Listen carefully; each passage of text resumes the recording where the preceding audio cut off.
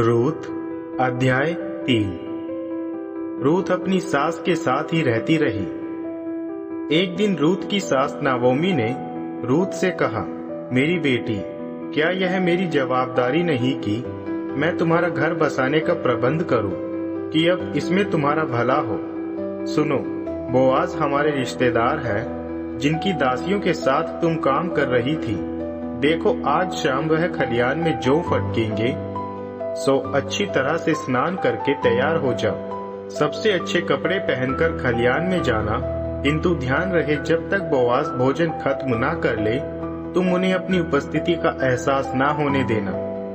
किंतु तुम उस स्थान को अच्छी तरह से देख लेना जहां वह सोने के लिए गए हैं। इसके बाद तुम वहां जाना और उनके पैरों की चादर उठाकर तुम खुद भी वहीं लेट जाना। इसके बाद तुम्हारा क्या करना सही है वही तुम्हें बताएंगे। जो जो आपने कहा है मैं ठीक वैसा ही करूंगी, रूथ ने इसके उत्तर में कहा। सो रूथ खलियान में गई और वहां उसने ठीक वही किया जैसा उसकी सास ने उसे कहा था। बोआज बहुत ही खुश थे। जब उन्होंने खाना पीना खत्म किया, वह अनाज के ढेर के पास सोने के लिए चले गए। तब रूथ दबे पांव वहां आई और बोआज के पैरों की चादर उठाकर वहां लेट गई। बीच रात में जब बोआज ने करवट ली तो वह चौंक पड़े कि एक स्त्री उनके पैरों के निकट लेटी हुई थी। उन्होंने पूछा, कौन हो तुम? मैं रूथ हूँ, आपकी दासी। रूथ ने उत्तर दिया, आप हमारे छुड़ाने वाले हैं, सो अपनी दासी को अपने पंखों की शरण प्रदान करें। बेटी, बोआज ने इसके उत्तर में कहा, यहोवा की कृपा दृष्टि तुम पर बनी रहे। समर्पण और निष्ठा की तुम्हारी यह प्रीति तुम्हारे पहले की प्रीति से बढ़कर है। तुमने यहाँ के किसी भी धनी या साधारण युवक से विवाह का विचार नहीं किया। अब मेरी बेटी, किसी भी विषय की चिंता ना करो। तुम्हारी इच्छा के अनुसार मैं सभी कुछ करूँगा, क्योंकि नगर में सभी को यह मालूम है कि तुम अच्छे चरित्र की स्त्री हो। यह सही है कि मैं तुम्हारा छुड़ाने वाला हूँ, किंतु इस रीति में एक और व्यक्ति है जिसका अधिकार मुझसे पहले है। अभी तुम यहीं ठहरो।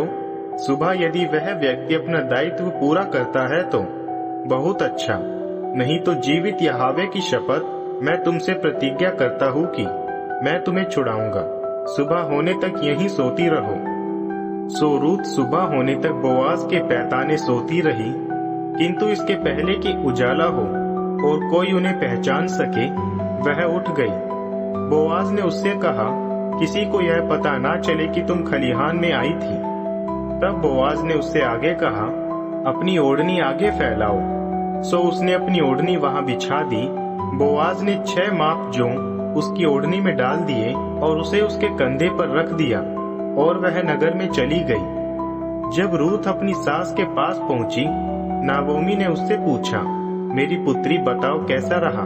तब रूथ ने अपनी सास को वह सब बता दिया जो बोआज ने उसके लिए किया था।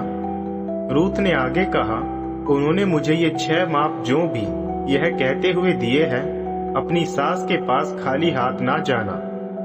इस पर नाओमी ने रूथ से कहा, मेरी पुत्री, अब धीरज धरकर देखती जाओ कि आगे क्या क्या होता है, क्योंकि वह व्यक्ति आज इस विषय को सुलझाए बिना शांत ना बैठेगा।